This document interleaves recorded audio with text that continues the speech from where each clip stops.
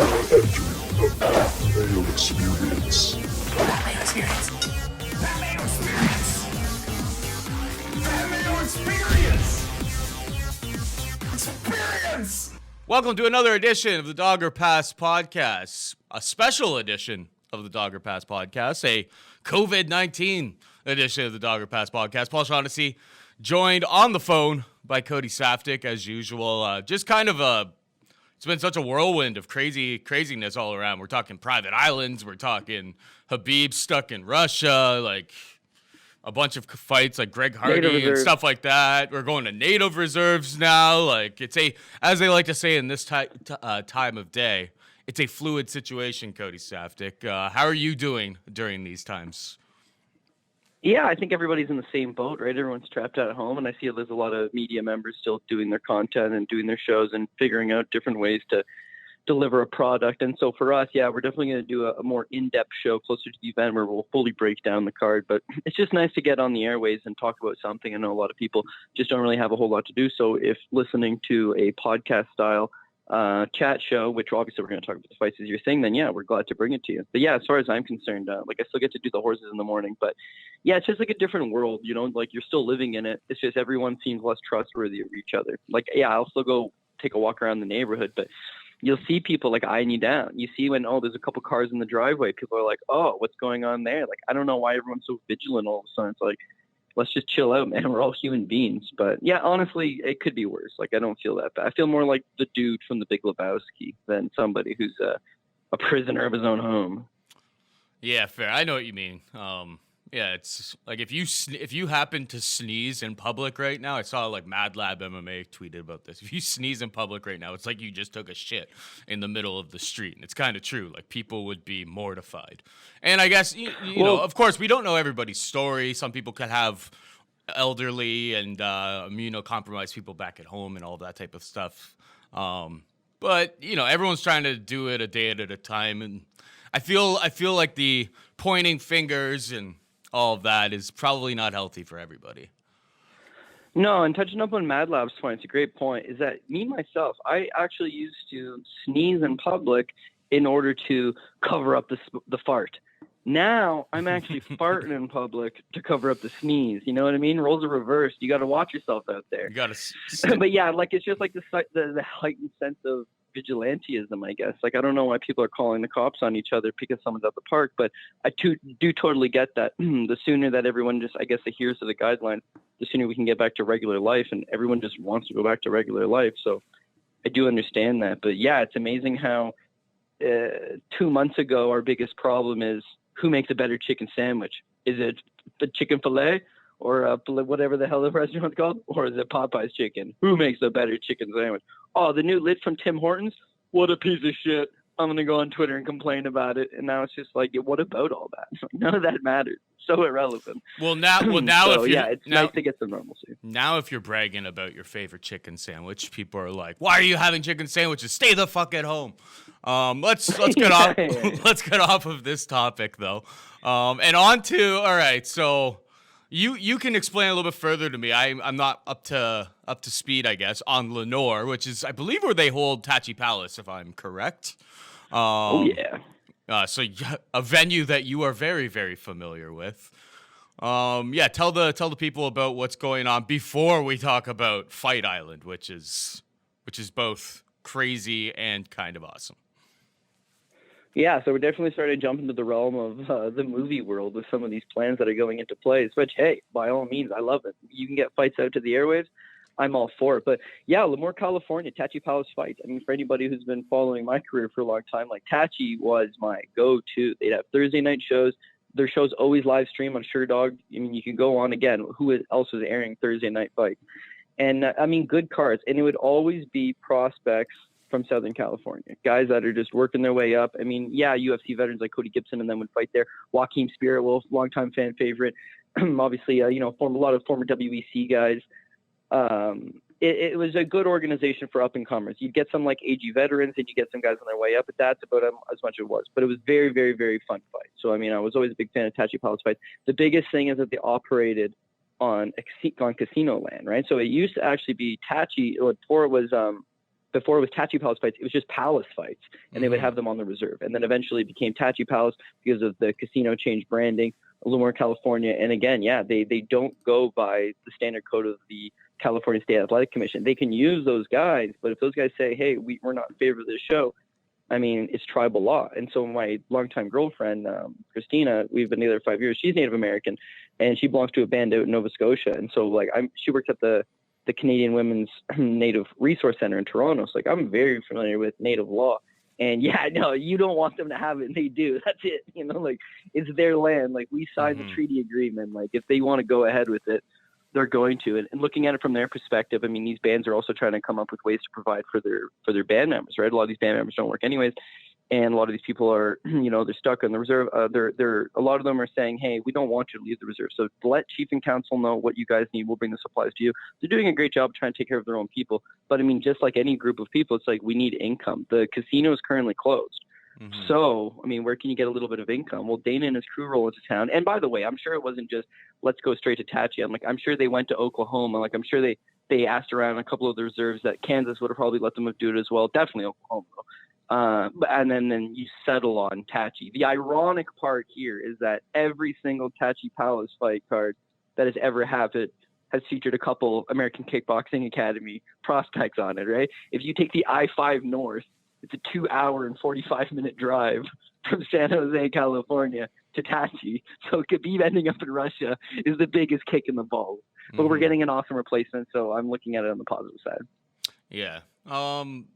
I guess we should touch on the Khabib thing, too. It's just like, in fairness to him, and I see a lot of people are just, you know, they're like, oh, he's running, he's scared. It's just like, if you actually think that, you're absolutely absurd. The guy is in California. California is getting locked down. In San Francisco, the entire Bay Area was getting shut down. He goes, shit, like, what should I do? So he decides to jump onto a plane to go to the Middle East. Dana advises him. So yeah, Dana advises him to go to the Middle East. And then when he's in the Middle East, then Russia, because Russia didn't have anything locked down. Then Russia's saying, well, we're going to lock down the borders. And he's going, well, like, my family's there. You don't know how long any of this is going to take on. You have to put yourself in that guy's shoes, and I think that's what Khabib said. It's like, you have to put like, if he never got to see his family again because he tries to get back for this, like, who knows? You know, it's a crazy world that we're living in right now. So if you think that Khabib is afraid of any 155-pounder on earth, like, you're insane. Also, I want to say, you know,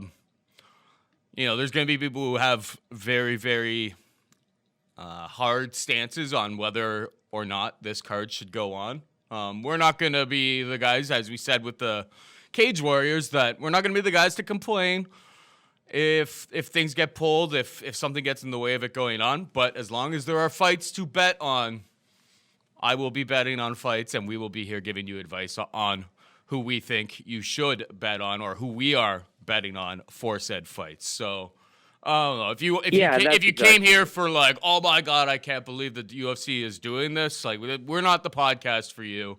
There are plenty of other outlets out there giving you that information. I'm not an expert on any of this, any medical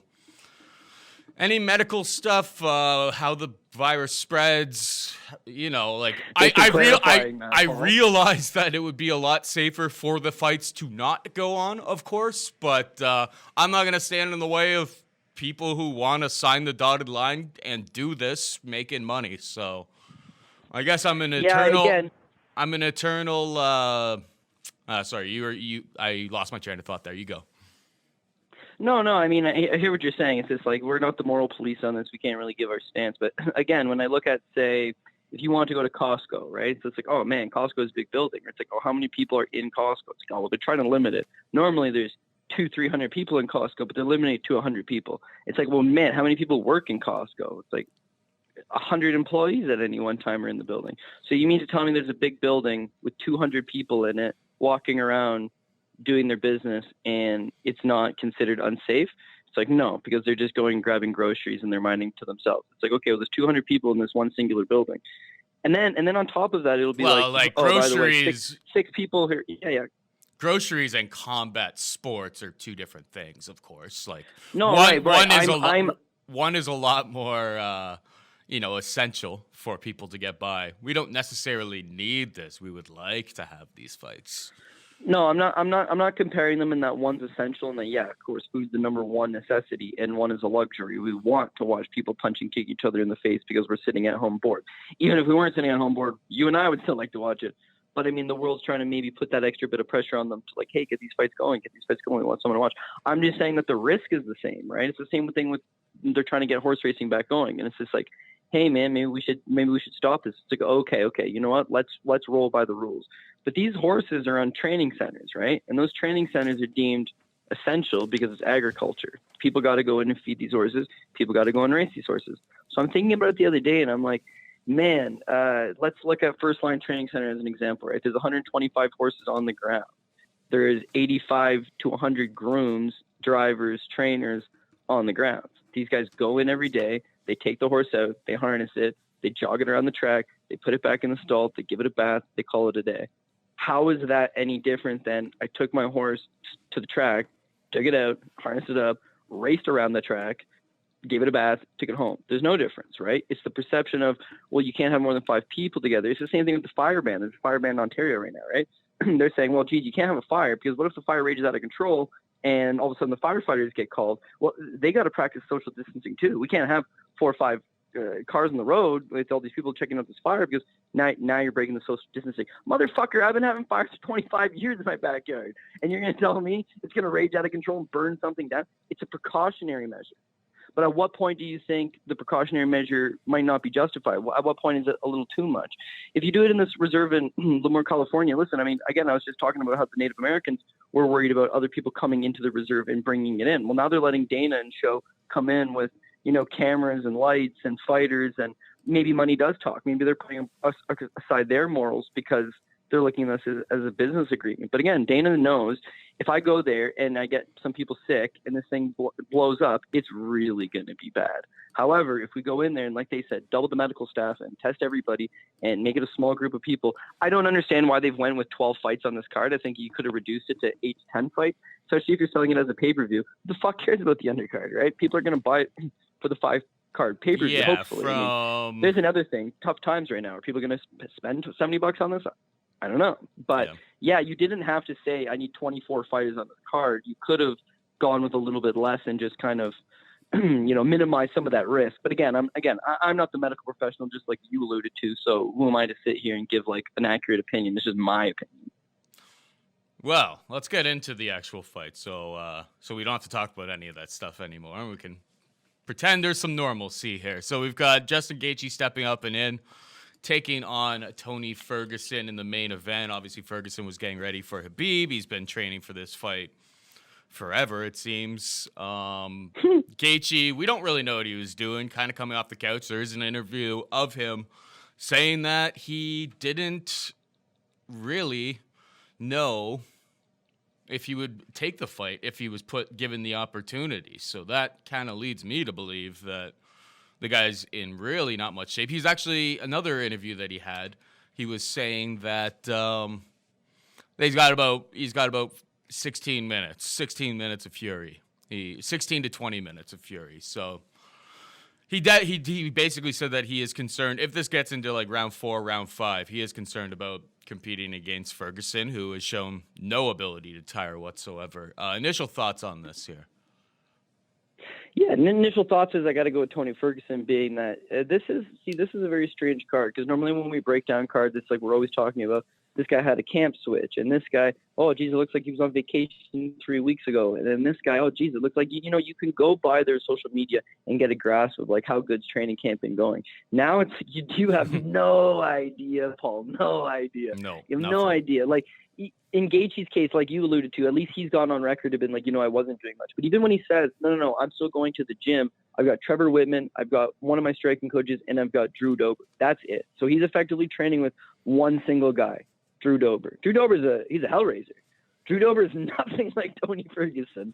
So I get it would have been very hard to find someone like Ferguson regardless, but at least you could have worked with your Neil Magny's of the world that are in your camp who have some of that length, that they can all They can all show you one little thing that Ferguson does, and then you can tie it all together over the course of 8 to 12 weeks of preparation and go in and give it to this guy. But you don't have that, right? So in that in itself, and everybody's going to have a crazy camp. The thing with Tony Ferguson kind of always just does his own thing, right? You never see these tapes of Ferguson going hard in the gym with sparring partners or training partners. Of course, he has all those guys, but he does a lot of like personal dynamic work. He does a lot of like strength and conditioning. He does a lot of like different movement drills. So it's like, I don't doubt that this guy who's, you know, not trying to take a shot at anybody of the mental health community, but like he's batshit crazy. Like no doubt this guy was training day in, day out because that's what he does. Now he's getting a little bit older, 37 years old. I really did want to see him versus Khabib because I do feel it's the number one and two guys in the world. Sorry, 36 years old. But again, Ferguson is starting to get a tad bit older, and eventually someone is going to be able to capitalize on that. We've seen guys almost capitalize on that. Landon Venata, obviously that one round wonder where he hurt Ferguson a couple times, and then Anthony Pettis where he had, again, one crazy round where he hurt Tony Ferguson a couple times. Justin Gaethje's laying it on the table. I'm coming out here to hurt Tony Ferguson in the first couple rounds. It's the same. It's the same thing because maybe he doesn't believe I'll be able to beat this guy over the course of 25 minutes, but this guy can get hit. He is hittable. He can get hurt. He can get wobbled. If I just go pour the pressure on him right away, maybe I take this guy out. But then I go back to the fact that he has, see, people always say the guy's got a bad chin. He's been hurt. He's been wobbled. He's been dropped, but he hasn't been knocked out. Is that a bad chin or is that a good chin? Yes, he's being stunned, but his ability to take that punch and then come back too. And like you alluded to, he doesn't know how to get tired. He can't get tired. And like, that's the exact two things. Those are the exact things that broke Lando Venata and Anthony Pettis, the guys that did have success. Is even if you do hurt him, he just keeps coming. The pace is so high that you're going to get tired. The pace is so high. And listen, Justin Gaethje is the epitome of fan favorite. How could you not like this guy? How could anybody not like this guy? And so my dad and I, we've been watching him for a while. Actually, I got my first exposure to him. He beat Dan Lozon for World Series of Fighting, but before that, he beat my boy Drew Fickett back in the day. And it's just like, oh man, like maybe this guy's going to be a top prospect. Took out Fickett in like 12 seconds. He was 5-0. Since then, it's just fight. Like people remember him from his UFC tenure where he's winning Fight of the Year. You look back at any of his World Series of Fighting fights, they're all Fight of the Nights. They're all Fight of the Year candidates. So my dad asked me the other day, he says, oh man, I'd love Gaethje. I think it's going to be a better fight, him coming in for Khabib.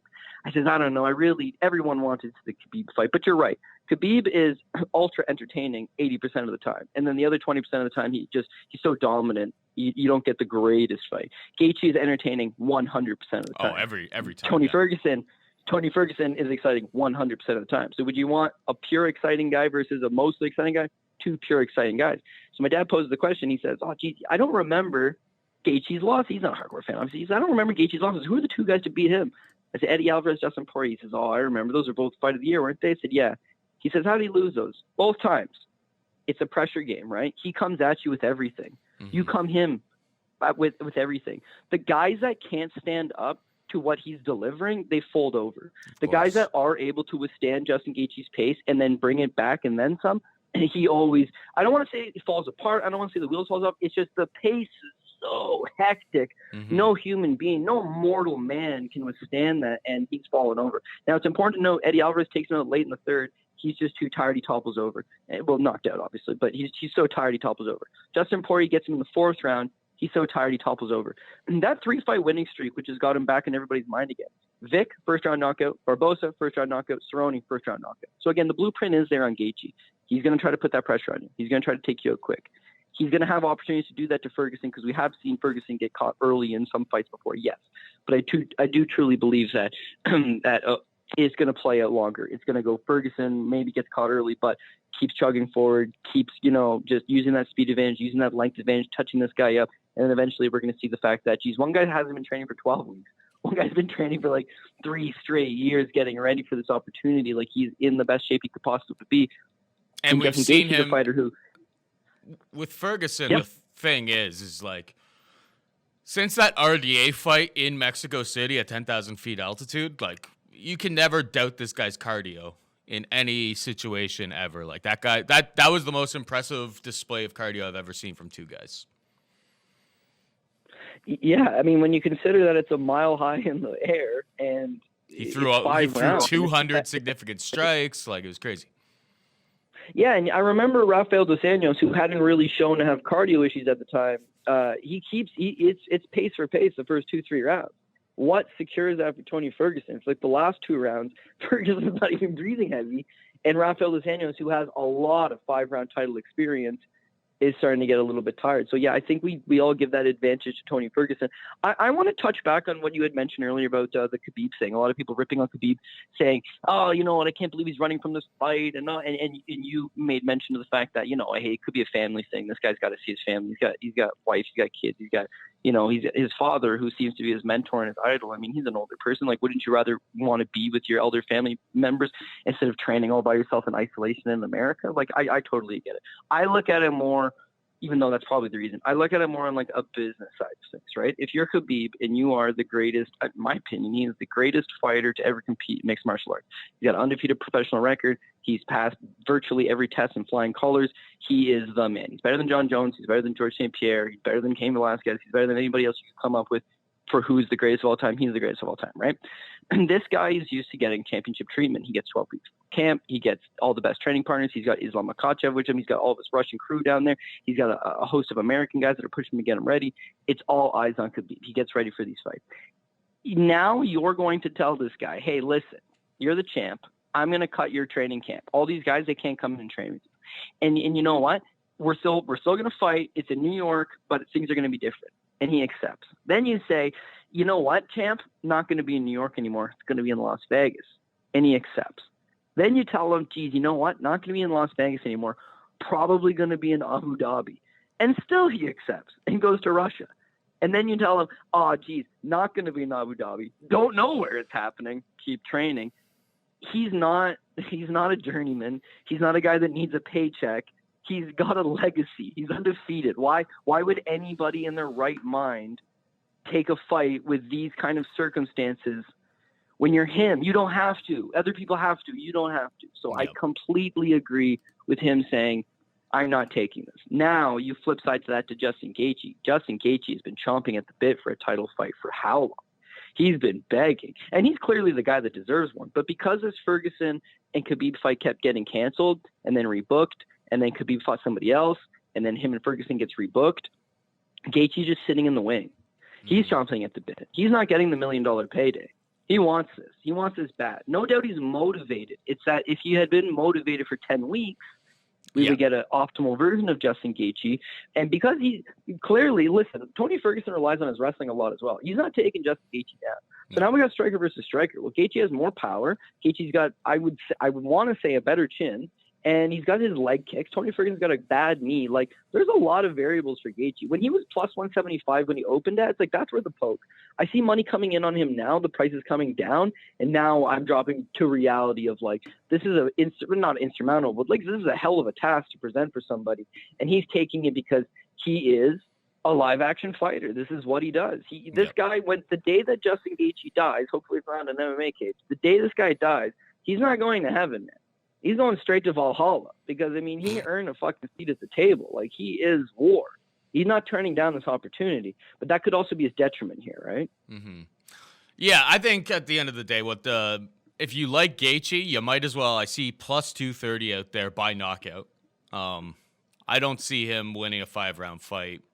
I would take the extra. He's around like minus 155 out there. I would take the extra little bit and just get the knockout there if I want it. But I like Ferguson as well. The guy, he was training. I see a lot of people betting Gaethje right here. I see a bunch of fighters and maybe the more casual kind of side of things. Not necessarily all bettors, but I saw some like professional fighters picking Gaethje and stuff. Give me the guy who is training for his legacy fight, who is in shape, has always been in shape, and probably like Tony Ferguson, there's the Tony Ferguson joke. Tony Ferguson's the kind of guy to contract coronavirus just to prove to everyone that he can get over it. Like this guy's a maniac when it comes to training. Like he's probably up at Big Bear right now. Like, I mean, he's kind of up in isolation all the time. I expect to see the best Tony Ferguson. I do not expect to see the best Justin Gaethje, and that's unfortunate. Because I think Gaethje is a problem for any of these guys on any given night, but he's not coming in the best scenario by any stretch of the imagination. Yeah, I think you just nailed it. It's preparation. My last point I want to make on that is people were laughing at Tony Ferguson way ahead of the curve, man. People are laughing at this motherfucker 4 or 5 weeks ago for wearing gloves at the press conference. Who's laughing now? Yeah, that's right. It looks like Tony Ferguson figured it out. Yeah, but then he gave that ball to Weili Zhang. Was he wearing gloves when he handed it to her? Yeah, but she wasn't. He's trying to give Listen, it. I'm not going to make the China. I'm not going to make the China joke. Yeah, do Don't not give me make. the low-hanging Do not fruit, make that. Paul. Let's Do move not on. make that joke. Let's move on. We got Greg Hardy taking on my boy, Jorgen De Castro. The money train is coming into town. He's an underdog again against this time Greg Hardy. Greg Hardy minus 180. Jorgen De Castro plus 168. What's your take here, Cody? Yeah, I'm really hoping this isn't the finalized bout order because, like, in what fucking absolute back-ass world does Francis Ngannou versus I think Jairzinho ESPN has a prelim? I think And ESPN Greg probably fucking wants Hardy. ESPN probably wants that. Ngannou was supposed to be on a free card. Maybe it's something to do with like contracts or something, right? That's what I'm You know thinking. what, it Because could of course, Francis Ngannou should be the co-main event on this card. But Dude, undoubtedly, and it's Yeah. not even just like he should be high up on the card because the fight's gonna be crazy. I think we all think this fight could go either way. Maybe goes either way. Both guys have massive amount of power. Hopefully it's not like the Derek Lewis fight, but this fight could be super exciting. It's more than that. It's the fact that if you ask almost anybody who's the number one contender in the heavyweight division, it's Francis Ngannou. The DC versus Stipe trilogy fight. Waste of time, really. Like, yeah, we're going to watch it, and yeah, we're excited about it, but it's like the torch has been passed, man. I mean, it's time for Francis to get that second title shot, see how many improvements he's made. So on one hand, this is considered a stay busy fight for him. All he's got to do is win it, and he's going to get a title fight. On the other hand, it's an extremely dangerous stay busy fight. But to put that on the prelim and to put Greg Hardy versus Jorgen De Castro, I don't know. And then beyond that, listen, Vicente Luque versus Nico Price is pure violence. It's a great fight. Jeremy Stephens versus Calvin Kattar is pure violence. It's a great fight. It's just Greg Hardy ain't fighting for no title anytime soon. Luque and Nico Price ain't fighting for no motherfucking title anytime soon. Calvin Kattar and Jeremy Stephens ain't fighting for no motherfucking title anytime soon. Francis Ngannou is literally already knocking on the door, and the door should open. That's why it hasn't, and he's gonna have to take this one. But fuck, man, that's why definitely the co-main event. That's why I'm saying that I guarantee it's like ESPN on their proper channel. They're just like, we want a good fight. We were supposed to get Francis. We're getting Francis. So that's going to be the main event of the prelims, at least on the bet order that they release. Like, it makes more sense for him to be up there, but I could totally see ESPN being like, listen, man, we have no sports right now. We need something like, we don't want Vicente Luque versus Nico Price, which is a great fight, a very exciting fight.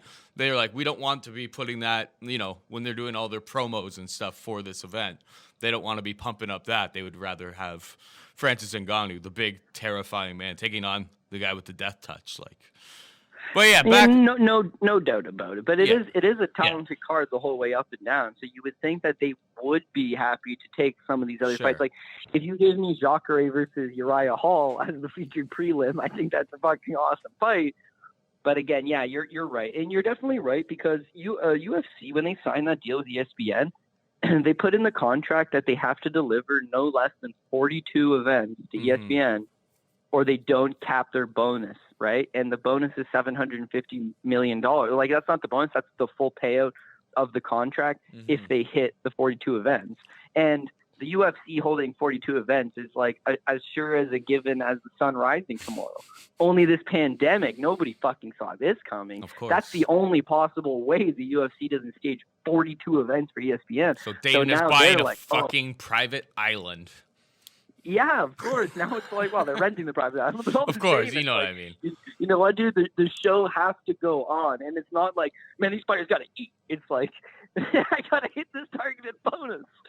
So they spent a lot of money buying this organization, $4 billion. So you're kind of seeing the desperation, I suppose you can say right now. Anyway, let's get back to the actual fights rather than. So Hardy versus De Castro. What's your take? Okay, so Jorgen De Castro, like you mentioned, he's definitely been the money train. I mean, I didn't have the grapes in my pants to pull the trigger on that Dana White's Contender Series fight, but all the props in the world for you and the other guys that backed him, that's just an outrageous price tag. And then he comes in the UFC and he keeps the train going, being Junior Taffa. And now he gets Greg Hardy. So you're getting two polar opposites. You're getting Jorgen De Castro, who's a massive underdog against Alton Meeks to get a contract in the UFC potentially, versus a guy that was never the public's darling, but certainly the UFC and I guess American Top Team's darling, and that they're super high on him. The result is that Hardy took on some very good competition, I thought, and kind of faltered, whereas his opponent, on the other hand, has done the complete opposite. He's taken on lowly level ranked opponents, and he's looked really good, and now people are higher up on him. So now we're getting a good price tag here, and I don't think Greg Hardy should be a minus 180 favorite. Both of them seem like they're young, developing green heavyweights. One guy's showing you in Castro that he's got a massive amount of power, and he's got a very, I don't want to say underrated because everyone's jumping on it now, but his leg kick game is nasty. So he demobilizes you. He causes you to make a stupid decision like the Junior Taffa fight, and then he capitalizes you with that right hand. He's 6-0. I don't know how good his chin is because I haven't seen it tested, but he seems to have a lot of faith in his chin. Like, he don't mind sitting in the pocket and throwing one because he seems to just rely on the fact that I know I can take a punch and I know I can deliver probably a bigger one. The thing with Hardy here is that he's a great athlete, and whereas he hasn't looked particularly great in the UFC, like the Alan Crowder fight, he looked fucking awful. His 2 wins beyond that, Smolyakov and Adams, it's the same thing as Castro. He really is fighting like a very low level. I thought Juan Adams would be a lot better than he was, but like in hindsight, it's low level. Ben Sassoli, the fact that he couldn't knock him out, maybe his power's not as good as we thought. It's the going 5 rounds with Alexander Volkov on like a week's notice. Like, he knew he fucked up with the puffer thing. He jumps right back into that fight 3 weeks later, goes all the way to Russia to fight Volkov, goes 5 rounds, did not look good, man. But to me, that showed like, this guy is still developing. That was 3 by 5 rounds, though. Oh, that's right. You're right. You're 100% right. They switched it to 3 because he was coming in massively short notice. Yeah. You know what? Who knows how it would have played out if it gone longer? I mean, obviously he's going to have those puffer problems. If he needs a puffer, then maybe he wouldn't be able to fight 5 anyways. I just feel like the natural athleticism, he's going to be faster than Castro, is a little more plodding. And I feel like being with ATT, even though the uncertainty of training camps and how's this guy getting ready and all these different things, he's one of those guys that's largely benefited from the fact that he's a multi-millionaire.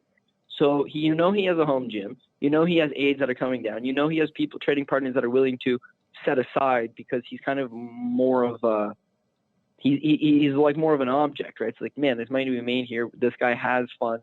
He can fund himself a training camp. I would feel like being with ATT and them having the game plan of, you don't want to stand and bang with this guy. He's going to be slower. He's not as rangy as Volkov. That was one problem he had with Volkov.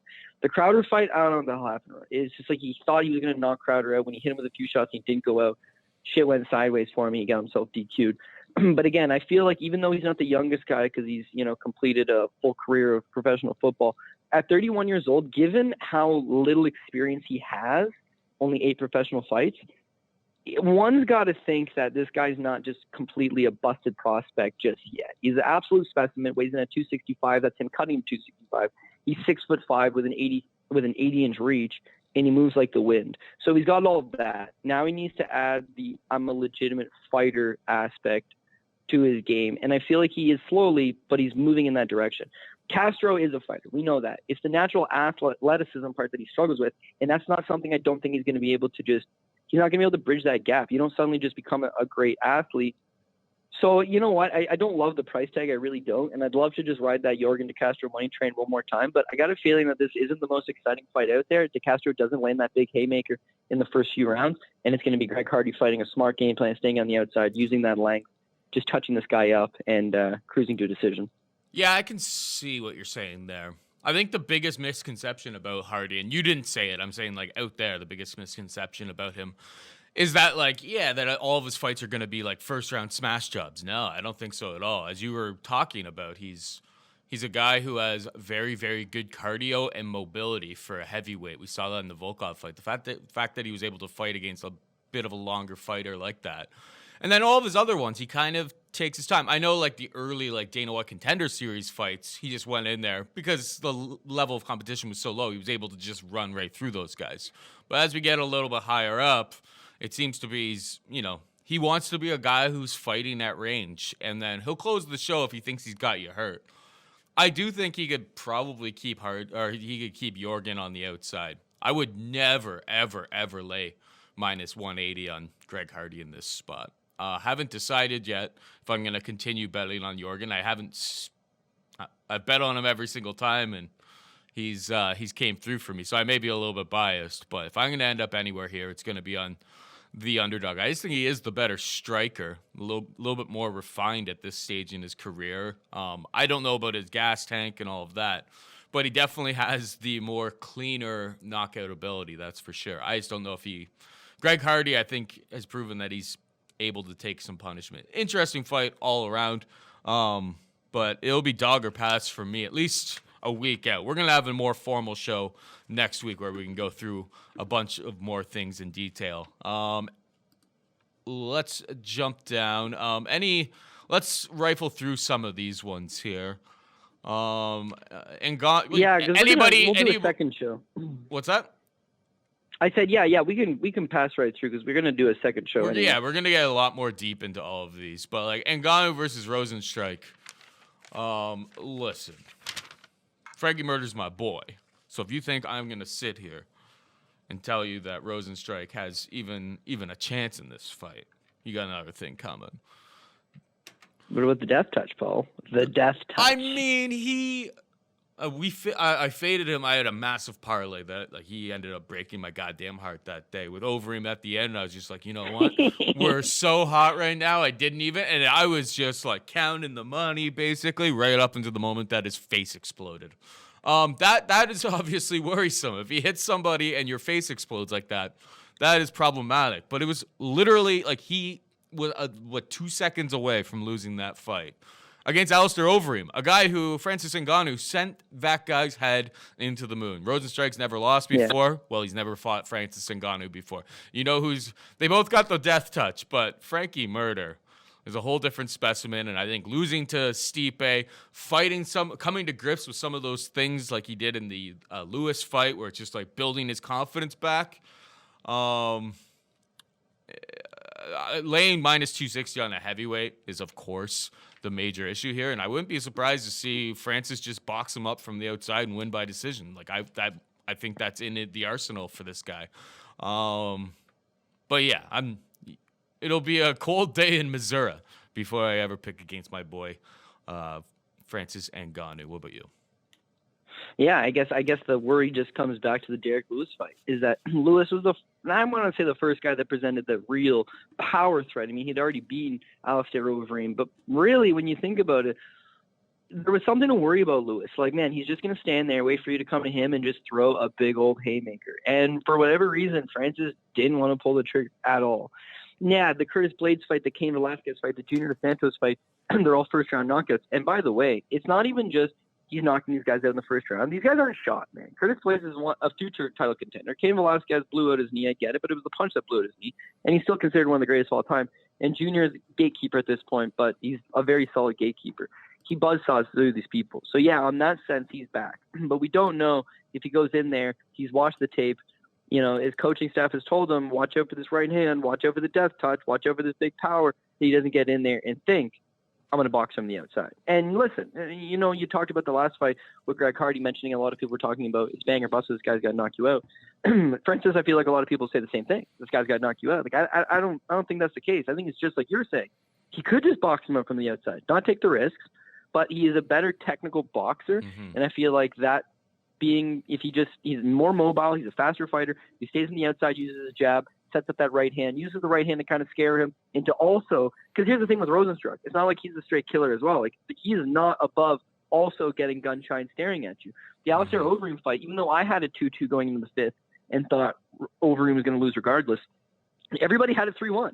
I mean, Rozenstruik literally had 4 more seconds to finish that fight or he was going to lose. I mean, you watch back on that fight, there's a lot of him not doing anything. He stands there and he waits. Now he's maybe afraid of the takedown. He's maybe afraid of a few other things. But it's that he doesn't let his hands go, even when Alistair Overeem is clearly hurt, clearly fatigued, clearly dazed. He waits. He almost waited too long, but he landed the big knockout. That big knockout, it's a highlight reel knockout. That big knockout keeps his undefeated record intact at 10-0. That keeps the momentum going. But again, when I'm looking at tape of both guys, I see future world title champion in Francis Ngannou. I see a guy in Jairzinho Rozenstruik who's fun, who's going to have a lot of fun fight with, you know, other mid-pack to upper mid-pack heavyweights. But again, he's very limited. I mean, he does have that big power, but that's about all he has. He comes from a very credited kickboxing background, but when you see him in there, like, he has nice leg kicks and he's got the big power. but he doesn't look clean. He doesn't look precise. He doesn't look like somebody who is extremely competent and as a high-level kickboxer, the way Alistair Overeem is. He's just a guy that competed lots, knocked out a lot of guys. So if I think this is not going to hit the ground, I don't think it's going to hit the ground. We've got a competent kickboxer in Rozenstruik against a more refined, polished boxer in Francis Ngannou. And honestly, if Rozenstruik tries to throw the kick, maybe that's where he's going to get countered. Maybe once he gets countered, he stops throwing the kick. And if he stops throwing the kick, he's going to be in a lot of trouble. But honestly, it's Ngannou all day. The one thing is, and you hit it. It's like, oh man, price tag for two guys with that amount of power. Yep. And we always say middling heavyweights. This ain't middling heavyweights. This is top heavyweights. But they're if I put you on the spot, and you're always really quick with this shit. But if I put you on the spot and I was like, who's the biggest power puncher in the heavyweight division? You'd be like, Francis Ngannou. If I was like, who's the second biggest power puncher in the heavyweight division? You'd be like, Rozenstruik. So, okay, they're both now fighting each other, and we're supposed to pay that big of a price tag. Like, again, this goes back to, I know we skipped over it, and I'll just touch on it for like 2 seconds, literally. But it goes back to Vicente Luque versus Nico Price.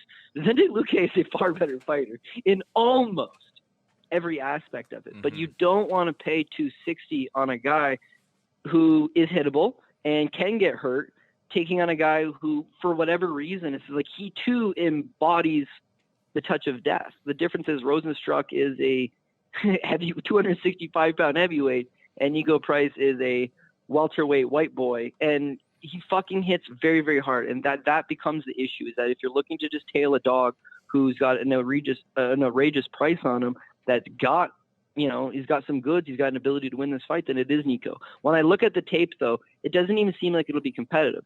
It'll be Nico getting fucked up versus Vicente Luque, who's just a lot sharper. The problem there is that Vicente does tend to open himself up, and then he could get priced. Or that he could get caught. Now, mind you, they have fought before. I thought it was a good fight. I thought it was Vicente Luque showing off how much well-rounded of a martial artist he was, and eventually getting that second-round Darce choke over Nico Price. The difference is that he was a minus 135 on that night. Very easy to back him on that.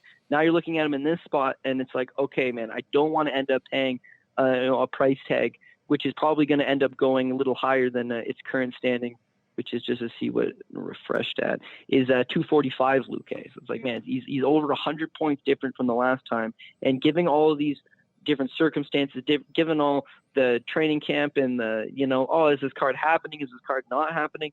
A guy with that amount of power that can just shock the world is going to be even more effective. So it's not that I don't like Luque. I think he's a much better fighter. He's more technical. He should get the win. It's not that I don't like Francis Ngannou. I think he's a better fighter. He should get the win. It's that the price tag is a little bit steep. That whereas we say dog or pass, I'm not going with the dog in this slot. I'm kind of leaning towards pass unless I can get a slightly better price. Or, we'll talk about this on the next show. You want to get dirty. You want to start parlaying up. You want to take a little risk to get a little action. It's like, yeah, fuck it. We're going to be betting these guys. I'm just trying to give you the smart lay of the land here, is that it's not a good price tag. Yeah, I understand where you're coming from there. I kind of think that Luque is going to be winning this fight every single second up until the point that he potentially loses. Like, until he gets hit by a toe stab, like it'll be like a toe stab from bottom or something like that, and he'll just wilt, and you'll be like, "What the fuck?" Like he had every single second of it. It's just Nico Price is one of those guys, and I've learned to you don't really want to fade Nico Price when you're paying big price like this, because he finds crazy ways to win. Like, it's happened over and over. Eventually, you just have to respect the fact that in certain moments, like, he can put anyone's lights out. Yeah, and then I think you come back to, again, yes, they did already fight. However, who are the two guys that really give Vicente Luque one hell of a scare? Is Brian Barberena and Mike Perry, of all people, eh? But it's like those guys actually fight pretty similar to Nico Price. Mm-hmm. And then if you can survive long enough, and the last time he got choked out, this time he's going to have to survive a little longer. He's going to have to get into those later rounds. But those guys both had increasingly amounts of success with him as he becomes more and more hittable if you can prolong the fight. And if Price is able to now prolong that fight, and he's got, I can't say he's definitely got more power than Brian Barberena. Does he have more power than Mike Perry? I'm going to say so, yes. Perry does hit very hard. I will give him that. It's like, yeah, I mean, he could definitely make this interesting. And because he has got that kind of price tag, you don't have some massive expectation of him. Oh, he's a lock. He's going to win for sure. It's like, hey, this guy needs to make this greasy, make this dirty, and he's got the tools to do it. So even though it's a rematch and the last one didn't seem overly competitive, rewatch it. Price can have some moments here for sure. Any other fights on the card that jump out at you from an odds perspective? Fights that you want to get on, you want to get action to before you think that the line is going to steam? Like for me, I'm not going to lie. For me, it's kind of like, even though this fight, Dana's telling us this fight's going to happen, they're going to Lemoore. Like, I know that there's so many crazy things that could happen in the next week or so that could just make that not happen. Obviously, we're just going day by day right now. So I don't know if I'm locking up too much money, but certain odds you're probably going to have to lock in a little bit earlier than you think, than knowing when the event's going to start, just because some of these lines probably wouldn't hang around for too long. But yeah, is there anything else on the card that jumps out at you? Yeah. Well, I think as you mentioned, some of the fights actually just kind of got added. So I think that given a little bit of time, it's like something could change. Two of the fights that I'm looking at right off the hop is Ray Borg versus Marlon Vera. Ray Borg, oh man, he really blew it for me on that weigh-in bet we had a month ago. It's like now he's back at 135. So it's like, even though the fight is relatively short notice and all this and that and all these different things, it's like at 135, he's missed weight at 135 as well, by the way.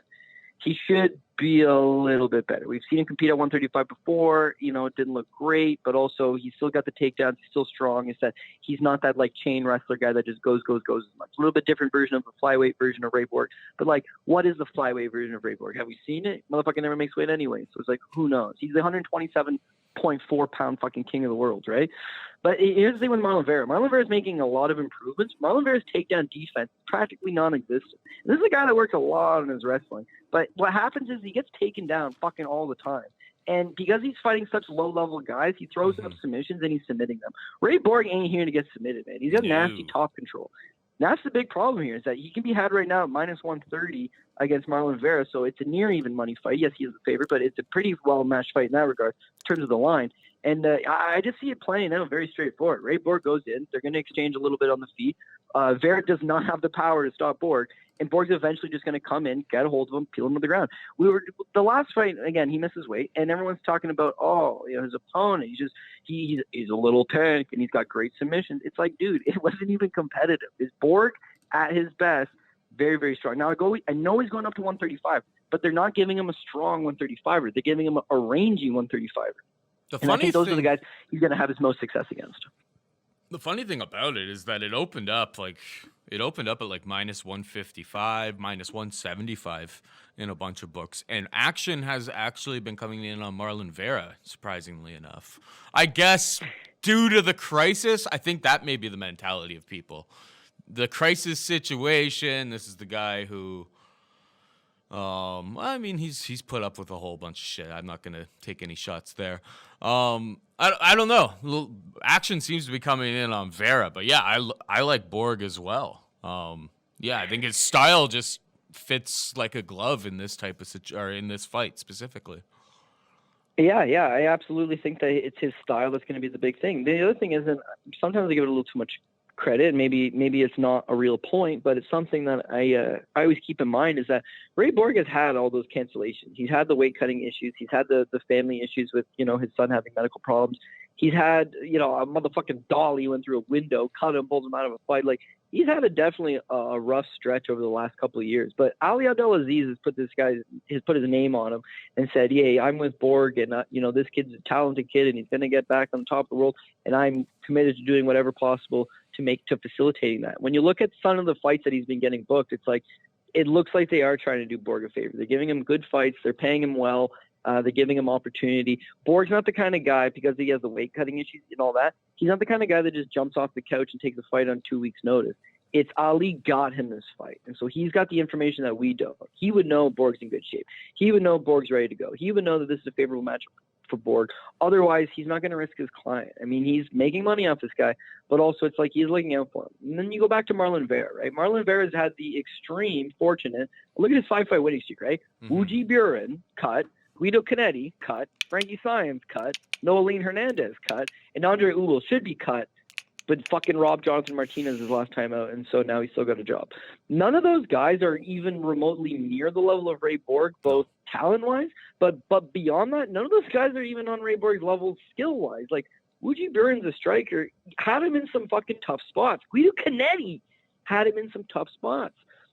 Noeline Hernandez had him in some tough spots. Like, what's going to happen when those tough spots now occur and you've got Ray Borg on you, who doesn't have a history of being submitted, who doesn't have a history of tiring it, who doesn't have a history? Like, I just think it's all being set up for Borg to pull one off. Yes, technically speaking, Marlon Vera is very close to Tachi. He's a Colin Oyama guy.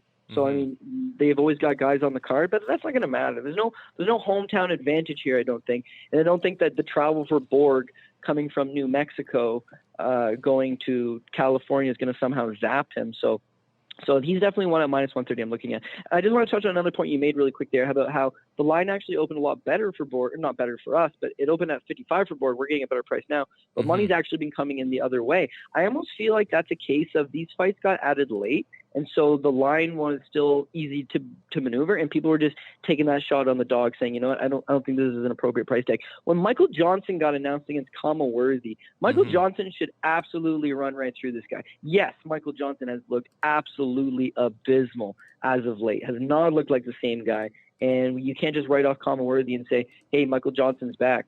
But it was the 270 price tag that was causing me to think those things. It's now dropped to 220 for Michael Johnson. Way more digestible now. I can't fully get behind Kama Worthy, who pulled a big upset in his UFC debut to suddenly become everyone's darling. The thing is that me and you are way ahead of that one. See, we had Devontae Smith to get upset by Clay Collard, right? And even though he's like a 4-1 favorite, this guy doesn't have great cardio. He's hittable. We don't know about his chin. Lots of green areas to be exposed, and Clay Collard's being overlooked. The fight got canceled literally like 3 days out. We had recorded our show, so we never gave a take on the Kama Worthy situation, but we had straight out faded Devontae Smith. Kama Worthy ended up being the beneficiary of that. But again, you look back at his record, and that's where it becomes problemsome. He lost to Kyle Nelson, also now in the UFC, lost in 1 minute and 3 seconds. He was knocked out in the first Burlington Training Center BTC 1 Genesis. He was also knocked out by Anthony Redditch, who was a journeyman, by 1 minute and 6 seconds into the first round. Matt Bissett knocked him out. That was in the second round. Billy Cantillo, my boy, 10 seconds into the second round. How does that happen? Paul Felder knocked him out. That one lasted 1 minute and 10 seconds. So what I'm saying is he's been knocked out 5 times, and all of them, 4 of them within the first round, and the one that made it to the second round lasted 10 seconds into the second round. He doesn't have a very good chin. He's 33 years old, and what happened was he took a fight in the UFC on 3 days' notice and happened to catch a guy who was there to be caught. Now we got Michael Johnson, who's literally been in there with everybody. And mind you, he looks bad these days. He does.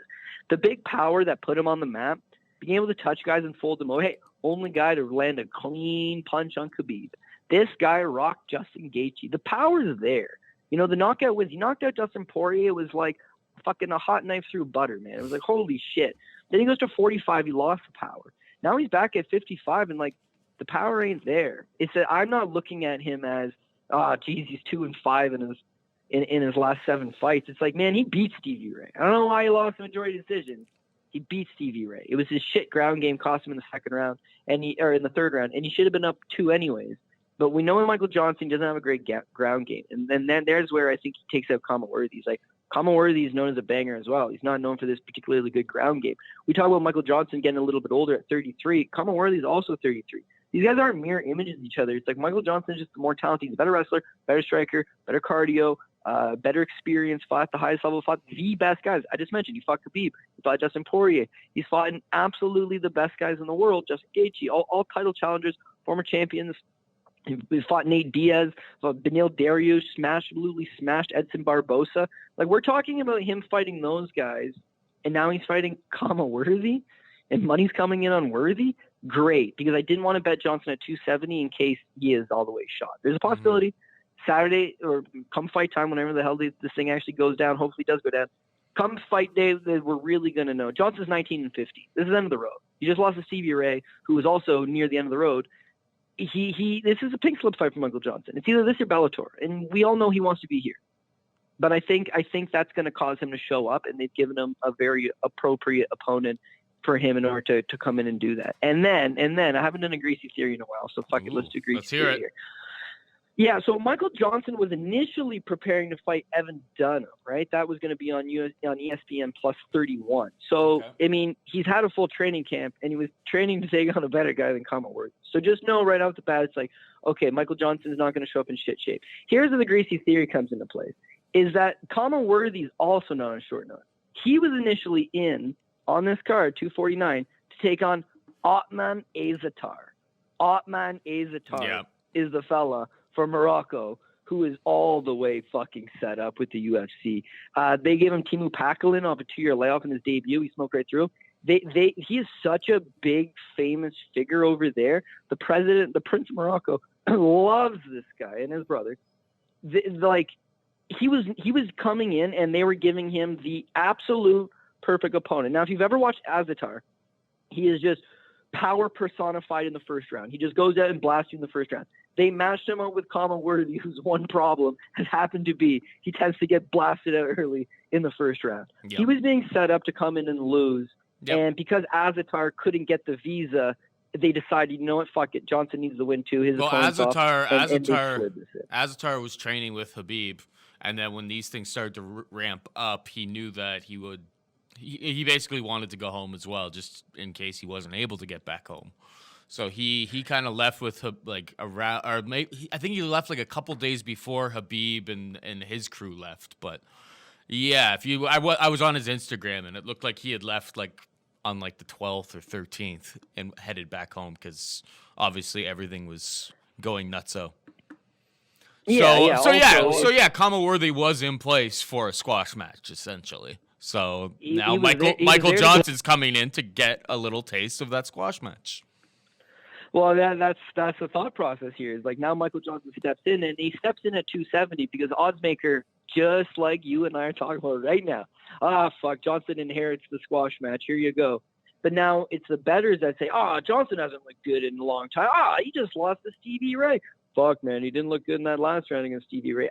Geez, it's Worthy. He cashed big as the underdog his last time out. Don't overlook this guy. He cashed big the last time out. It's like, I get it.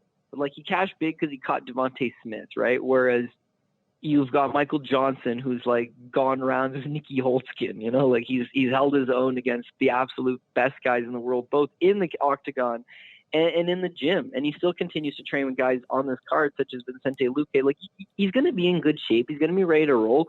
And I think that's where Worthy's going to get himself into a little bit of trouble. So we'll have some final points, obviously, when we do the final wrap-up show. But just a line to keep in mind. If it keeps coming down lower, yeah, by all means. If it starts to go the other way, it's like maybe I'm going to start – well, maybe you should start banking on it real early. And then just before we roll on, not sure if money – it looks like money's going to keep rolling in. When I was looking at Uriah Hall at the beginning of the week, like plus 140. I see now he's plus 125. Again, that one is going to require a little more tape research. But when we're talking about recency bias and maybe people saying Michael Johnson's some recency bias, again, when you watch those fights, he does have some moments.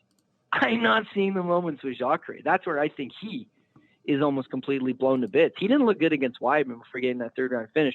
It's the subsequent fight against Jack Hermanson and Jan Blachowicz, the latter of which he moved up to 205 pounds, lost a split. But I just feel like this is a guy that's searching for a lot of things. You know, he's moved around to half a dozen different gyms over the last couple of years. He finally settled in Orlando. By the way, that gym is in a strip mall. Well, it's closed now. So where has he been training? What's he been doing to get ready? I don't know. He's 40 years old. He's now taking this fight. He's now dropping back down to 185. And it's just a case of Uriah Hall. I can't say he's been a money train, but he is one of those guys where it's like when you do count him out, it's like when he does shine. And his last two fights being Bavon Lewis and Antonio Carlos Jr. Listen, he's the underdog both times. And the junior fight he shows you, his takedown defense is getting a lot better. And his submission defense, it's getting a lot better. And if you can't take this guy down and you're forced to stand with him, maybe you beat him, sure. But it's like danger is imminent at all times. And maybe that's going to be a problem for Jacare, is that Jacare loves his stand-up. He's fallen in love with his stand-up. But his stand-up's pretty stiff. If he decides to fall in love with his... It is stiff. It's stiff and it's open to get countered. And you don't want to get countered by a guy with big power like Uriah Hall. Jacare has been stunned. He's not getting knocked out, but yes, you could hurt this guy. We've seen him hurt a number of times. Obviously, the Kelvin Gastelum fight, Jack Hermanson fight, Jan Blachowicz seemed to have him hurt. Robert Whittaker knocked him out. So it's like all of that is on the table. I just see Jacare having a great first round, coming in there, holding him against the cage, maybe gets that takedown. It's that if, just similar to Antonio Carlos Jr., if he doesn't get that first round finish, does he get a better gas tank than ACJ? No, he doesn't. He's got a similar, if not worse, gas tank than ACJ. And if he, similar to Antonio Carlos Jr., if the wheels start to fall off for him and he starts to slow down, that's when he's going to be susceptible for that counter. Listen, I never bet Hall ever unless you get a decent dog price. Plus 140 was a decent enough dog price. Plus 125, it's obviously becoming less and less desirable as the day comes. But just, again, another line to potentially monitor in terms of dog value money and all that. Yeah. I'm not in love with it, but it's still, it's super early. Usually, obviously, we're not even really placing wagers on a fight card this far out. And a lot can change in between now and when we do. I guess it was advertised by our friend Pat Mayo as being some sort of like super mega show or something like that. I mean, me and Cody are just going to roll in here and kind of just talk about fights how we usually do. I don't know if there's going to, for anybody who listens every single week, it'll be the exact same thing. Just us going through every single fight from a odds perspective and then transferring over to DraftKings at the end. We didn't even talk about DraftKings right now because I think it's super early right now. People are going to drop out. Things are going to change potentially. And it's better for us to wait until next week to kind of have a better understanding of where we think ownership and all that good stuff is going to land. Any final thoughts before we head out of here, Cody? No, I mean, tune in to the show later in the week, obviously. I don't know if we're still doing DK prize giveaways and all that from the last episode. Obviously, just a lot of stuff, moving parts. But, it's going to be interesting for DraftKings, just considering, and we haven't run through all those fights, but we'll talk about them next time. But Ryan Spann, he's a 380 favorite, right? Eubanks is a 355 favorite. Michael Johnson, he was 270, 220 now. Alexander Hernandez, 240. Francis Ngannou, 270. Calvin Kattar, 235. Vincente Luque, 255. Like, there's going to be a lot of chalk in this card. So it's going to be finding those dogs with a chance that are going to give us some value. And, of course, if you can bank on a guy like Ray Borg, will probably come in about, I'm going to say that's 8,200, 8,000. A mid-play guy like that, if he's going to get you a lot of takedowns, a good transitional ground and pound transitions on the ground, all that, maybe a guy like that becomes even more valuable. But looking forward to breaking it down with you, brother. All right, that is it for us. Hope you enjoyed the show again. Like probably next week. It may actually be a little bit earlier than usual. Usually we drop on Thursday mornings, but there's really not a hell of a lot else going on right now. So it could be a Tuesday, Wednesday drop. I'll keep everyone posted on social media. You can follow our podcast at Dog or Pass Podcast. You can, or Dog or Pass Pod, at Dog or Pass Pod. You can follow Cody Saftic at CJ Saftic. You can follow me at Paul Shag. For Cody, I am Paul saying goodbye and good luck.